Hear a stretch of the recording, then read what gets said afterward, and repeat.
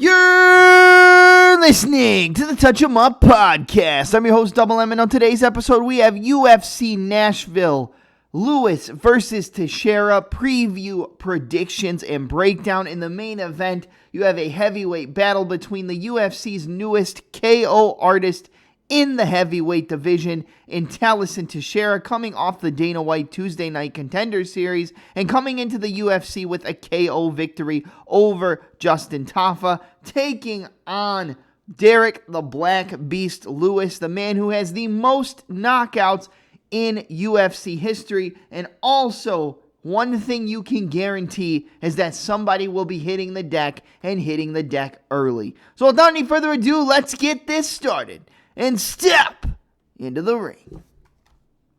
All right, so with some of these fights, we're going to go kind of quick. I mean, we had a week off. We're back now, and we're ready to talk some fights. So we're going to kick it off in the strawweight division. You have a battle between Fatima Klein taking on Melissa Martinez. I believe Melissa Martinez is the sister of David Martinez, who also recently made his UFC debut off the Contender Series, and she fights like him on the outside, moving in and out. She's got a very karate, traditional martial arts style of striking. 1-2s, side kicks, 1-2, finish with a round kick, moving and circling. She's very hard to catch, and she's very hard to track. But the one thing we know about Fatima Klein is that she's got good striking, but she's very good on the ground, and she's aggressive on the ground. She will hunt for submissions, she will land heavy ground and pound, and she will try to put you away once you get to the mat. She's immediately looking for finishes, she's hunting for subs, and, you go back and you watch the fight against Jasmine Jasudavicius. That was a fight where I actually picked Fatima Klein, and Klein was doing well on the feet. I mean, she was rocking Jasmine, she was beating her up, but she just eventually got outpaced, outpressured, taken down, and controlled. That's one thing that Melissa Martinez is not going to be able to do here. I think that we're going to see probably the quintessential striker versus grappler, and that would be the smart approach for these girls, is for Klein to try to close the distance, land some shots, get on the inside, try to work some trip takedowns, inside and outside trips, get to the body lock, get to the top position, land ground and pound, and look to set up a submission. For Martinez, like I said, keep it on the outside, landing long range strikes, so the 1-2, the check hook, the side kick to the body, front snap kicks and teep kicks, and then roundhouse kicks off your punches to kind of stop from any crowding from Klein. But I just don't think she's going to be able to keep her away, and I think that Klein has enough technique and power on the feet to, allow for Martinez to respect her striking, which will open up the avenue to get in close and get to those takedowns and get to the top position. So I'm going to take Fatima Klein. I think she takes her down. I think she kind of slow cooks her, beats her up, and then in the second round, I think she lands a lot of ground and pound and then takes the rear naked choke submission and gets the tap. So I'm going to take Fatima Klein to win. I'm going to take Klein round 2 rear naked choke submission. I think she will use her grappling to showcase levels on the mat and take the smart approach, get her down, beat her up, and submit her. So the pick is going to be Fatima Klein round 2 rear naked choke. All right, next fight up is in the lightweight division. You have a battle between Mitch Ramirez taking on Mike Beast Boy Davis. I can understand people looking at the number and they're going to think, take a stab on Ramirez. Listen, guys, I think Mike Davis is a future top contender in the lightweight division. I think he's a very well-rounded fighter. You look at a lot of his previous fights, you look at his fight on the Contender Series against Super Sadiq Yusuf, you're going to think this guy's only a striker. He's a heavy striker, really heavy striking, heavy power, good kicks, really solid boxing, mixes up in combination. But this guy loves the grappling. He loves takedowns. He loves jiu-jitsu. He loves hunting for submissions. This guy is the definition of a well-rounded mixed martial artist. Like I said, heavy power in his strikes, good kicks, can mix it up with wild techniques like wheel kicks, spinning kicks, front kicks, you name it. Good takedowns, good top pressure. You go back and you watch his last fight, which unfortunately he came out on the losing end, but that was against Fares Ziam. He gassed out and Ziam pushed a pace and ended up winning the fight on the scorecards. But with this one, I think Ramirez is a step down in competition. He was on the Contender Series, got knocked out by Carlos Prates, which, no shame in that game. I think Carlos Prates is one of the best welterweights in the world. Almost finished Ian Gary in that fight at the UFC Fight Night main event. I believe it was UFC Fight Night Kansas City. Almost finished him. It didn't come to fruition. We needed Carlos Prates that night, and we almost had it right at the end. But with the way this fight plays out, I just think that Mike Davis is better everywhere. I don't want to sit here and go super technical on it, but I think he's the better boxer. I think he's the better kickboxer at range. I think he can take down Ramirez. I think if he gets on top, he can land ground and pound. He can float positions. He can look for submissions. And I think he's going to kind of run through Mitch Ramirez here. If you go back and you remember the fight before his last fight with Davis against Natan Levy, he came out and immediately rocked him and hurt him, took him down, beat him up, and then ended up getting that arm triangle choke. I believe it was in the second round. That was a fight where I played Davis by KO. He got the sub, didn't go the way we needed it to, but he dominated the fight.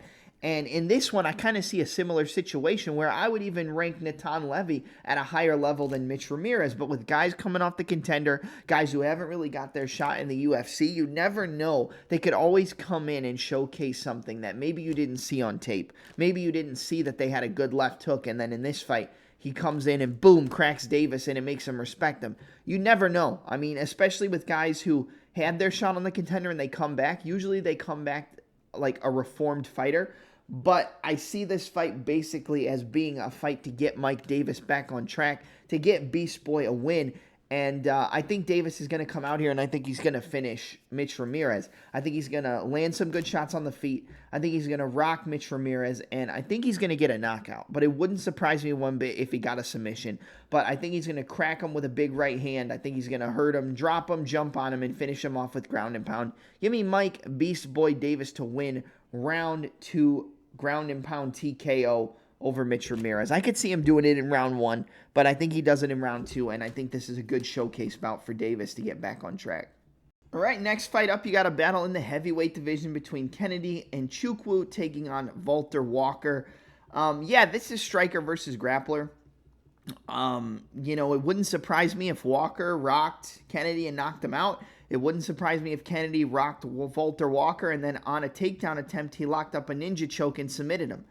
Kennedy has some good front chokes. We haven't seen him in a minute, but he does have good attacks on that front headlock. And he can look for a ninja choke, which I think is slowly becoming one of the most effective submissions in MMA. But with this fight in particular, man, I think Nchezechukwu, he's a guy who, in a lot of fights when you think he should win, he'll make a mistake and lose. I mean, look at the Ovince St. Preux fight. He should have came out there, rocked Ovince St. Preux all over the place and finished him. Kind of the fighter where you think like, Augusta wins and he does the chicken dance. That's pretty much what OSP is. But he's a veteran. They kind of had a point fighting match and OSP was able to get the job done. He comes in against Dawoon Jung. Looks like he's going to do well. Gets rocked immediately. Gets hurt with an elbow in the clinch and gets finished. I think Walker, the smart thing to do is get on the inside, take him down, hunt for your heel hooks or hunt for an arm triangle and get a submission early. I think if we get into the second round, I think it's all Kennedy. I really do. I think Valter has about 6 minutes of cardio. I think if we get into that second round, though, I think Kennedy can push that pace, and I think he will get him out of there. With the way I see this fight going, I think it's a coin flip. I really think it's 50-50. I'm going to go with Kennedy just because I think he's going to be able to knock out Walker before Walker's able to submit him. But again, Kennedy's a guy where you have a lot of question marks. He fails to live up to the potential in a lot of fights. I mean, he had one of the craziest comeback wins against Carlos Ulberg, and look how good that's aged at this point in his career. So I love Kennedy. I like the way he fights. I like his forward pressure. I like his boxing. I like his submission skills. But he's just a guy you can't trust, okay? So if you're looking to play the fight from a perspective of betting, I would just say take the under 2.5. It's like minus 130. I would say take that. I take the under because I think somebody gets finished.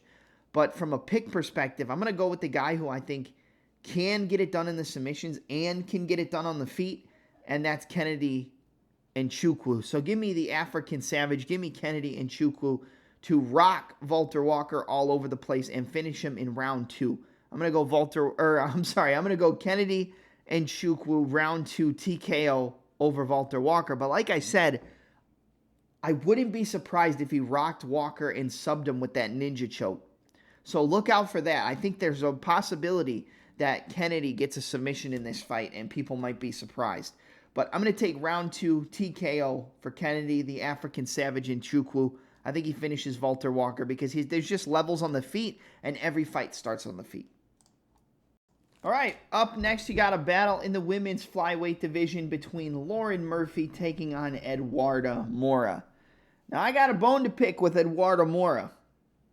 She beat my girl, Veronica Hardy, which I was not happy about. It was a close fight, but the damage was done more on the side of Moura. And if I remember right, she got a lot of takedowns and, et cetera, et cetera. Then she comes in against Denise Gomes. I'm thinking, oh, man, she beat Veronica Hardy. This girl's going to beat Denise Gomes. She's big, she's long, she's tall, and she loses to Denise Gomes. I don't have the best read on Eduarda Moura, but one thing I can tell you is that she's going to beat Lauren Murphy. She's better on the feet. I think she can get takedowns. I think she can ride out on top. I think Lauren Murphy has been gone for a few years at this point. Hasn't fought in a long time. She's getting older. She's pushing up over that hill. And I just think Eduarda Moura is on the up and up, while Lauren Murphy is on the downward trajectory, let me say. So I don't want to sit here and analyze it and say, oh, Lauren Murphy has a chance. It's women's MMA. One of the most unpredictable sports, one of the most unpredictable sectors of MMA is women's MMA. You just never know. You never know what's going to happen. But what I think is going to happen is Moura's going to beat her up on the feet. She's going to outstrike her. She's going to take her down. She's going to beat her up, and she's going to submit her. Now, Lauren Murphy is a grappler. She isn't easy to be submitted. She hasn't been finished more than one time. She's only been finished once. Every other loss has been a decision. But there's been plenty of times in the fights where she didn't get finished that she could have been finished and she survived. I don't think she survives against Moura. She's big. She's long. She's powerful. She's good on the ground. She has good jiu-jitsu, great striking, and she hunts for a finish. I know people are going to compare this to a Jessica Andrade, and I get it. And I think Andrade should have finished Murphy, but she didn't.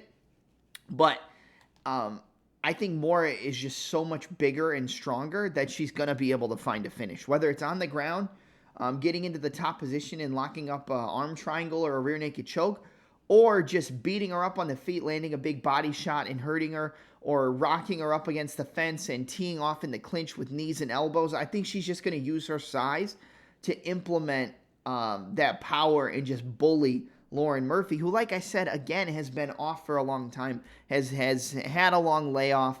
She hasn't really looked great in any of her recent fights. And I know she beat Miesha Tate, but, that's Miesha Tate. And, she comes from the same era as Lauren Murphy. So I'm going to take Eduarda Moura. I think she wins. And I'm going to go out on a limb and make the prediction that she finds a finish here. Again, finishing women's MMA, I know it's like black magic at this point. I'm going to take Eduarda Moura round 2 submission. I think she's going to beat her up. I think she's going to hurt her. I think she's going to have Murphy panic wrestling and shooting. And I think she's going to lock up a guillotine choke and submit her. So give me Eduarda Moura to grab the neck and snatch it up for a round 2 submission finish. I think this girl has some potential. I'm not the biggest fan of hers, but I think this is a fight to get her a finish and to showcase her skills.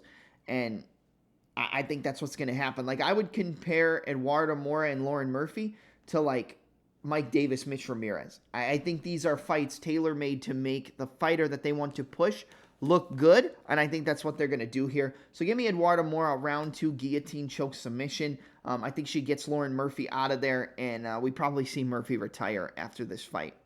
All right, next fight up is in the welterweight division. You have a battle between Jake the Celtic Kid Matthews taking on Chidi Bang Bang Njokuani. This is a tough fight to predict. It really is. And what it comes down to is the durability of Jake Matthews versus the heart and will to win of Chidi Njokuani. I could see this fight being similar to the Semmelsberger fight with Jake Matthews, where Matthews is winning on points. He's outstriking Chidi. He's outlanding him. And Chidi just lands a big shot. Boom, rocks him and drops him. Wins the round. or Matthews is piecing him up. He's using his jab. He's using his 1-2. He's using that left hook, which is probably his best shot. He's landing some good kicks. Chidi's coming back, but he's getting outstruck, and then boom, big right hand drops him and knocks him out. In a fight like this, I'm going to take the fighter who I think is more trustworthy and more reliable, because I think both of these guys can win. I think both of these guys can find a finish. I think if it goes to a decision, it could be similar to the Semmelsberger fight where Matthews is clearly winning every round and then boom, he gets dropped and he loses the round. So he could be winning on the scorecards, get dropped, and then they give the round to Chidi. But the fighter who I think is more trustworthy and the fighter who I would want to take, if I had a gun to my head and somebody said, who's going to win this fight? I'm going to take the guy I trust more, and that's Jake Matthews. Now, Matthews is the underdog, so you might look at that and be like, well, how are you going to trust an underdog over a favorite? It's MMA, and I think Matthews is much more well-rounded. I think Matthews can wrestle. I think he can take Chidi down. I think he can land his own strikes in the clinch, but the one area he wants to avoid in this fight is the clinch. I saw in a couple other fights where he was held in the clinch and he was ripping shots to the body with hooks and uppercuts. You don't want to do that against Chidi because there's always that chance that knee can come right up the middle and knock you out. He can land an elbow over the top and knock you out. But Matthews is a guy who, hasn't really been finished in his MMA career. And Chidi can do it. He's got power. He's explosive. He's a great striker. But he will break, and he can break. And I think this is a situation where I think Matthews is probably the more well-rounded guy. I think Matthews can use his wrestling. I think Matthews will have the better cardio over 15 minutes. I think Matthews is going to have the bigger volume over 15 minutes. I think Matthews wins this fight if it goes to the mat. I just worry about the one-shot power of Njokuani, and we've seen Matthews get rocked before, so I think it's a situation where Matthews can be winning the entire fight, and then boom, he gets knocked out. He can be winning the entire fight, boom, gets rocked and loses the round. But I'm going to take the guy I think is more well-rounded. I'm going to take the guy I think has more ways to win. And I'm going to take the guy who I think has a better gas tank over 15 minutes. And that's Jake Matthews. So give me Jake Matthews to win. I'm going to take Jake Matthews, 29-28 unanimous decision. I think he wins on the scorecards. I could even see a late finish if he starts to tire out Chidi and rip the body and break him down the stretch. So round 2-3 TKO wouldn't shock me, but I'm going to take the decision because I think it goes to the scorecards, but I think Matthews does enough to win. 29-28 unanimous decision for Jake Matthews in this fight. I think he beats Njokuani. All right, next fight up is in the welterweight division. You have a battle between Max Payne Griffin taking on Chris the Action Man Curtis. I'm going to be honest with you guys. I think this is one of the hardest fights to predict on the entire card. I'm just going to be honest. I think everybody and their mother thinks Chris Curtis is going to win because they picture Curtis as this knockout artist. They picture Curtis as a guy who rocks everybody, who hurts him, who drops him, who finishes him. He hasn't gotten a finish in a long time. Now, the last finish he got in his MMA career was over, I believe it was the fight against Joaquin Buckley, where he caught that kick and then countered, dropped him, knocked him out. We took Chris Curtis by KO in that fight. I've been a big proponent of Chris Curtis, but we picked Roman Kopylov over Chris Curtis because of the kicks. Now, Curtis was out striking him. He was out working him. He was beating him up. And then, boom, one head kick at the end of the third round. The buzzer beater head kick heard around the world. That won my buddy about $3,000 on FanDuel. Finished the fight for us. We said 2-3 TKO. Said it was going to be with a head kick. And it happened. It just took a little while and a lot of stress to get there. Now, looking at this fight from a stylistic perspective, I think you should probably be on Chris Curtis. I think he's the more well-rounded fighter. I think he's the cleaner striker. But I just feel like Max Griffin is going to make this fight a lot closer than people think. I just think Max Griffin is going to get into the face of Chris Curtis and make this fight dirty. And I think the weight cut, this is the first time we've seen Chris Curtis down at 170 pounds, at least in the UFC. I think the weight cut is going to play a big factor. And if you go back into the archives and look at Chris Curtis at 170 in the PFL, I believe it was 170. If it was 185, correct me. But he got knocked out by Ray Cooper III. I think Max Griffin could beat a Ray Cooper III, and that doesn't really matter at this point in time because Curtis is a much better fighter. He's gotten a lot better in his MMA career. I think Curtis is the better boxer. I think Curtis will be better on the inside, but I just don't think he has enough volume to make this fight not be close. I think no matter what we get in this fight, it's going to be close, where if it goes to the scorecards and we don't see a finish, you could see either man winning. Curtis just doesn't do enough. And it sucks because I think Curtis is a very solid fighter. He's pretty much a mixed martial arts boxer. You know, he can throw kicks, but we don't really see him throw kicks. It's a lot of takedown defense and Philly shell shoulder roll style of boxing. But, yeah, I think Griffin can make this fight close. Nothing Griffin does is pretty, but he has a good jab. He has a good 1-2. He has decent takedowns. And again, the weight cut for Curtis down at 170. Who knows what he's going to look like? This is a guy who fought his entire MMA career in the UFC at least at 185 pounds. He's a pretty big welterweight. He's short, but he's a big guy. I think that weight cut is going to pay dividends. I think the weight cut is going to play to his detriment. And I think that is going to work into the hands of Max Griffin to be able to push a higher pace than Curtis can keep in the second and third round. I think he wins the first round at a pretty high clip. I think he boxes up Max Griffin, outlands him, outstrikes him. But I think the longer the fight goes, I think the cardio dynamic is going to push into the side of Max Payne Griffin. I think Griffin is going to be able to outland him at certain points. He's going to be able to push him against the fence. Might be able to get some takedowns as well, even though Curtis is very hard to take down. I just think he can make this dirty and nasty enough to make it a close fight. And I don't think Curtis is going to have enough output and volume and damage to really win the rounds at a concrete manner with a concrete decision.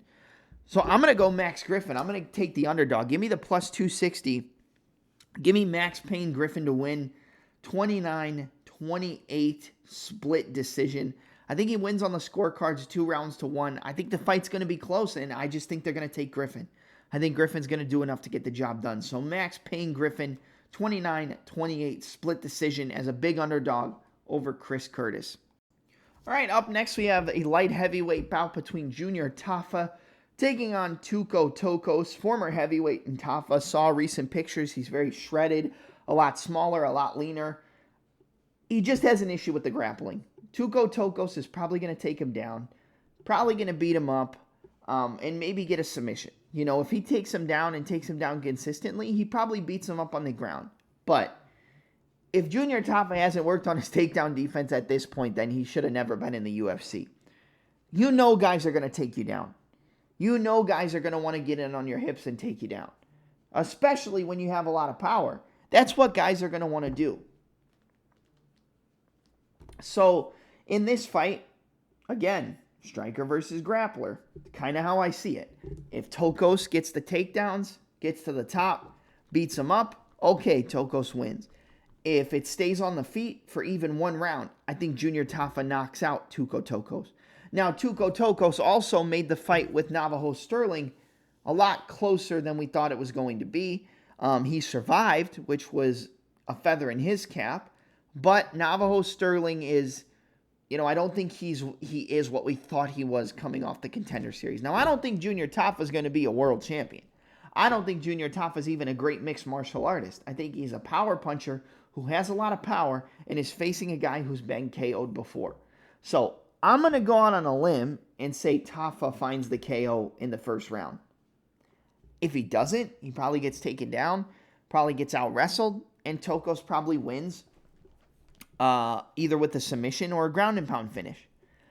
But I'm going to take Junior Tafa. I just think that every fight starts on the feet, and I think he's going to be able to find the KO shot before Tokkos takes him down and rides him out. Now, if Tokkos just lays on top of him and beats him up and submits him or ground and pounds him, will I be surprised? No, and you shouldn't be either. But I think Tafa finds the KO before the takedowns start coming. So give me Junior Tafa, round 1 knockout over Tokkos. I think he finds the chin, probably with an uppercut, and sits Tokkos down and finishes him off. Junior Tafa, round 1 knockout is going to be my pick. But again, not the most confident because he couldn't stuff a takedown from a def draft. But hopefully he worked on that for this fight. But I'm going to take Tafa, round 1 KO. All right, next fight up is in the heavyweight division. You have Vitor Petrino moving up from light heavyweight to the heavyweight division, taking on Austin Lane. Lane came through as a big underdog against Robelis de Spain, won on a decision. He was at least a 3-1 underdog. That was something I don't think many people expected at all. But before that, Waldo Cortez Acosta, kind of just outpaced and outpressured and took down Robelis de Spain. So he rinsed and repeated the game plan before, and it worked again. Vitor Petrino, a different animal. I always think this guy's liable to get knocked out because he leaves his chin in the air. We saw him enter the third round against Dustin Jacoby as like a minus 1,700 favorite. And boom, get knocked out with a right hand, countering the check hook of Vitor Petrino. We've seen that in MMA. We've seen it in boxing. When people throw the right hand, a lot of times the other fighter, if they're opposite stance, or if they're the same stance, they're going to want to counter with that check hook and step to the outside. But sometimes the right hand comes inside the path of the check hook and just lands right on the chin. Follow your arm up to your shoulder to your chin. You'll see exactly what I mean. You throw that counter hook, the right hand is going to follow all the way up to your shoulder, right to the tip of your chin. You turn in, boom, get knocked out. Perfect KO. Beautiful knockout from Dustin Jacoby. This is a different kind of fight. Lane, if he wrestles, I think he can win. I just don't think he's going to be able to do it. I think Petrino is going to be able to kind of outstrike him, outpace him, piece him up, land calf kicks, land the 1-2, land the left hook. I think he's going to rock Austin Lane. I think Lane will survive into round 2. I think he's going to do better than people think because I think people are just expecting him to get KO'd in round 1. I'll go out on a limb and say Austin Lane gets 1 takedown, timing a strike of Petrino, but Petrino works his way back up to the feet. And then in round 2, I think Petrino fires that big right hand, drops Austin Lane, and knocks him out. Maybe a left hook because I think the better shot that he lands is probably the left hook. So let's go left hook. Petrino with a check left hook drops Austin Lane and knocks him out. Round 2 KO for Vitor Petrino. I think he finds the chin of a guy who's been KO'd so many times before. And lightning does not strike twice for Austin Lane. So Vitor Petrino, round 2 knockout. I just think he's the better fighter overall. And I don't think Lane's going to take him down and hold him down. And if they're not, they're on the feet. And I think Petrino knocks him out. So Vitor Petrino, round 2 knockout over Austin Lane is the official pick. Right, up next, you got a battle in the featherweight division between Nate the Train Landwehr taking on Morgan the Last Pirate Charriere. This is an interesting fight because on paper, Charriere should piece up Nate Landwehr. He should knock him out. He should outstrike him on the feet. He should be quicker, slicker, more powerful, and more explosive and win this fight pretty easily. But Nate the Train can get rocked so many times and come back in fights that he's losing. And I would be lying to you if I didn't think that Charriere could be dominating for 2 rounds. Nate just continues to move forward, gets Charriere tired, forces him to shoot a bad takedown and gets submitted. Or just outpaces him, walks through everything he throws, gets dropped, gets rocked, gets hurt, but survives, and comes back and wins later in the fight with like a TKO or wins 2 rounds to 1 because he dominates the 3rd round, maybe gets a 10-8 in round 3, but I just don't think it's going to happen, man. I think Charriere is a very, very good fighter, and I think people are going to kind of sour on him after that Nathaniel Wood fight where he got dropped, got hurt, made the fight close, but just kind of got outworked over 15 minutes. I think people are going to sour on him after that performance. I'm not, because I think Nathaniel Wood is a very, very talented mixed martial artist. He's good on the ground, good on the feet, good striking, good distance management, solid finishing of his combinations with kicks, good power in his hands. I think Nathaniel Wood is very, very good. And with this fight, I think Charriere is going to be too powerful. I think he's going to be too fast for Nate Landwehr. And I think he's just too well-rounded to get caught up in the game of Nate the Train.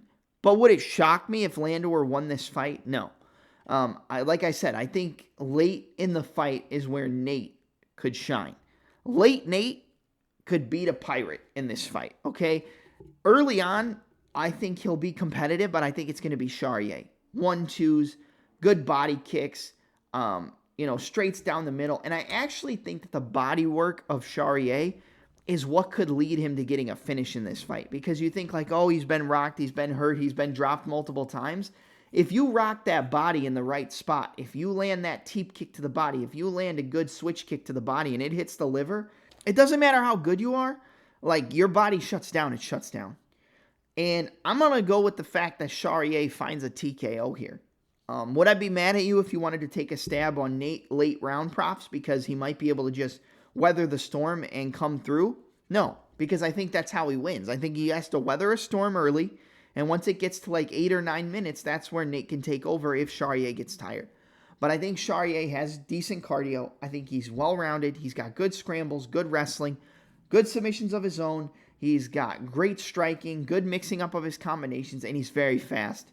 And I just think he's going to be too explosive for Nate to train. So I'm going to take Morgan Charriere to win. I'm going to say he finds a knockout over Nate Landwehr. He's been KO'd before. He can get caught sleeping. He can get caught cold. I'm going to say Morgan Charriere wins round 2 knockout in this fight.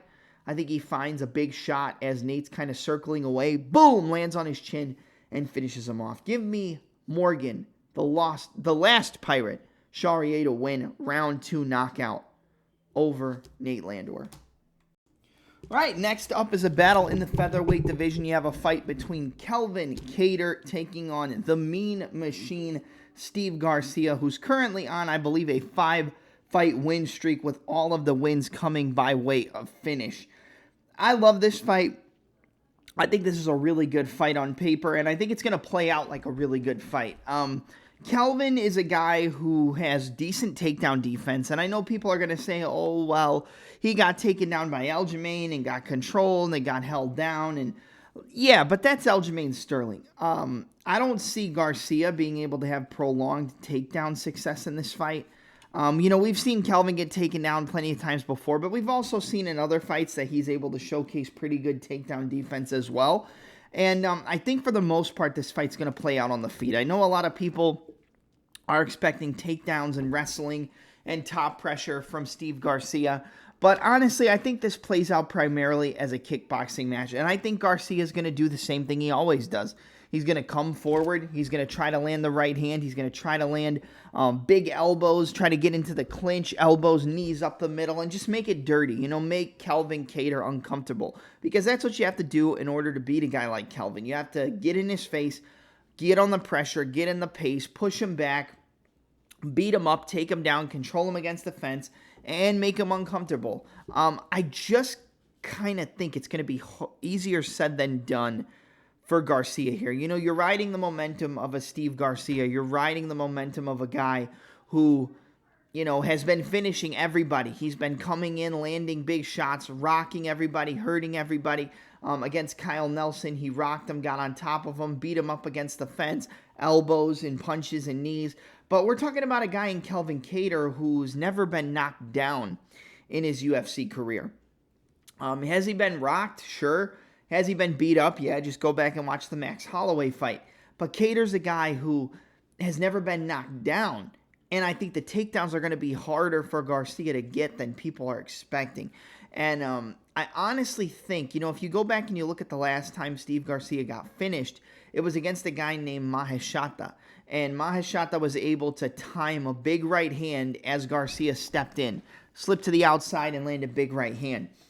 Kelvin has a lot of power, and I think that's one thing that people tend to underestimate. He's a good boxer, good on the feet, jabs, 1-2s, jab, hook, cross, lead hook into the rear uppercut. He throws a lot of clean boxing combinations, throws shots to the body, and mixes it up well. Pressure is kind of the kryptonite to this guy, but I feel like he's gotten better at handling pressure the longer his career has gone. And I know he's on a losing streak, and I know that he's probably not going to be the most popular pick this week because people are going to see the guy on the big win streak, the guy with the momentum. And momentum in MMA means a lot. When you're finishing everybody, when you're coming into these fights and you're beating everybody, and everything's going your way, people tend to navigate towards the next best thing. But I know that a guy in Maheshata who was a boxer primarily, was able to catch Garcia with a fade back right hand and knock him out.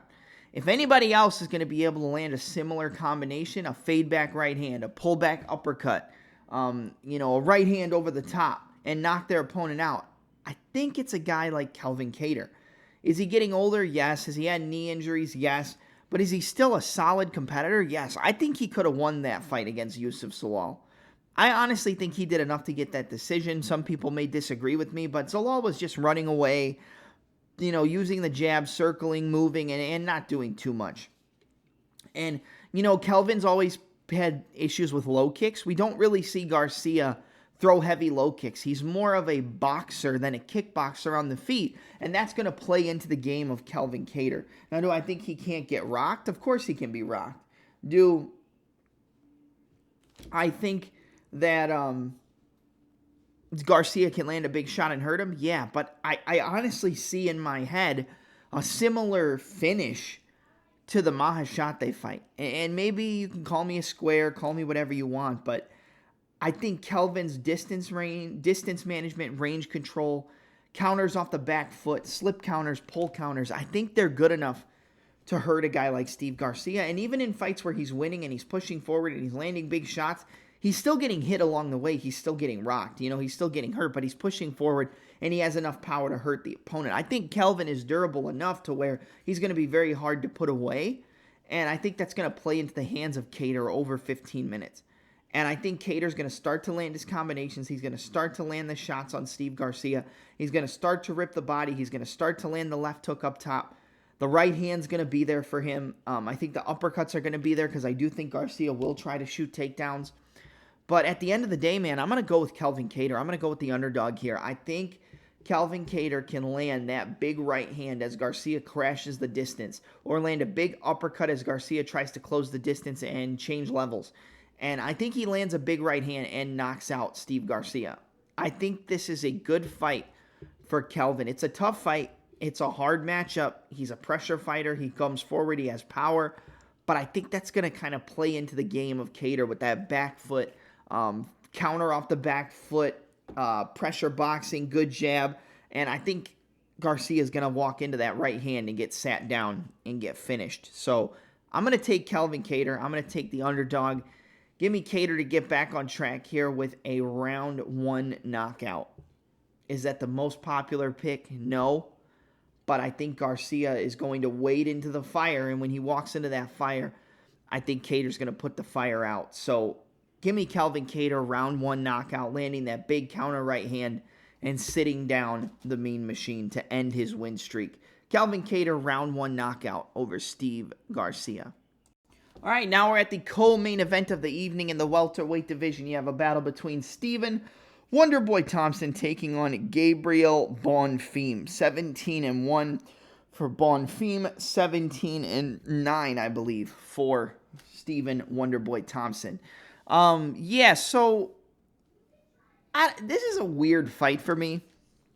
You could call it striker versus grappler, but I think Bonfim can compete better with Thompson on the feet than Thompson could ever compete with Bonfim on the mat. And that's not rocket science. I'm not saying I'm this top-tier analyst because I said something like that. It's common sense.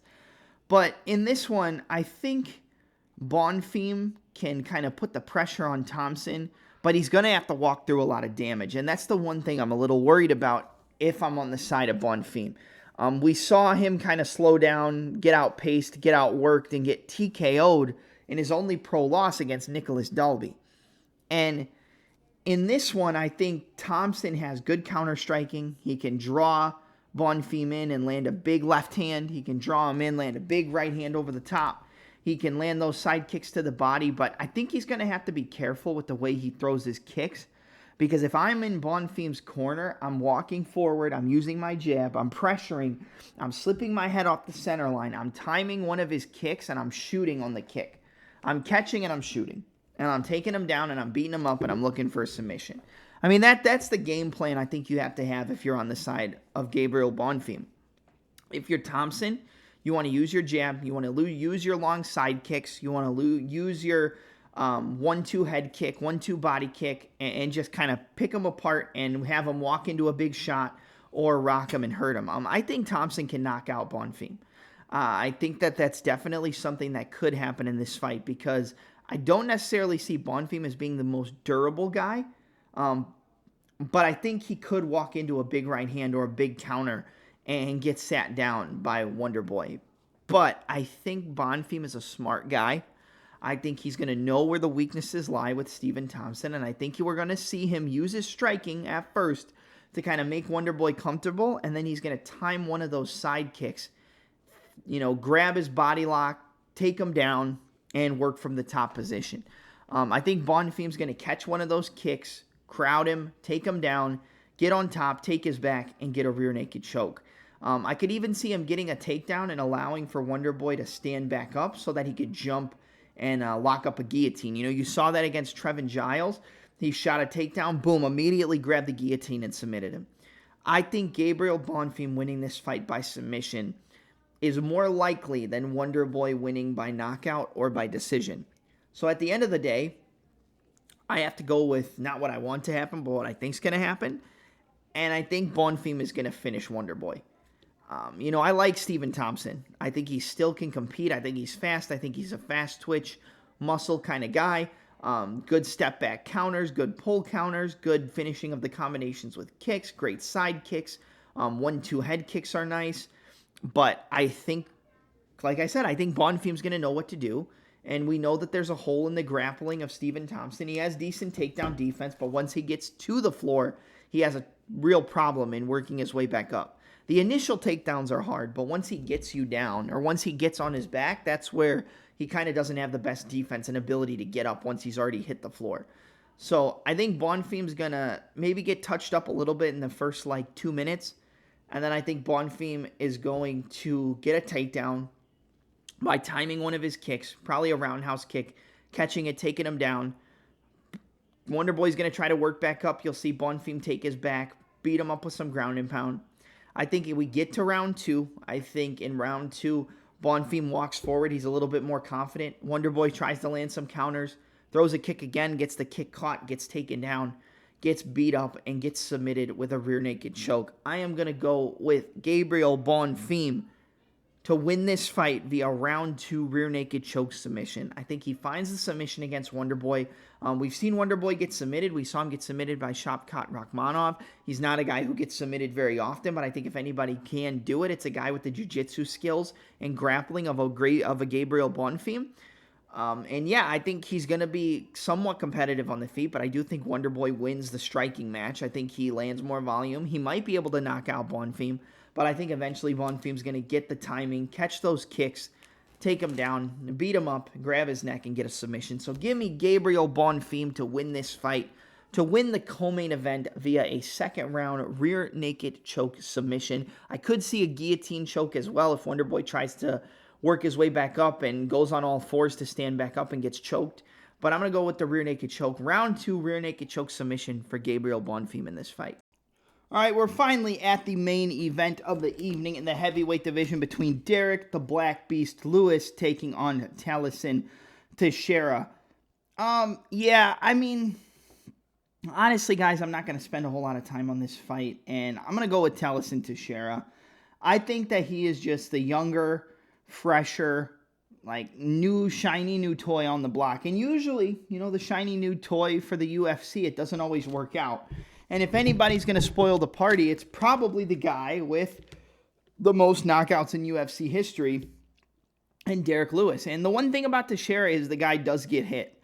He keeps his hands down. He kind of keeps almost like a Philly shell style guard.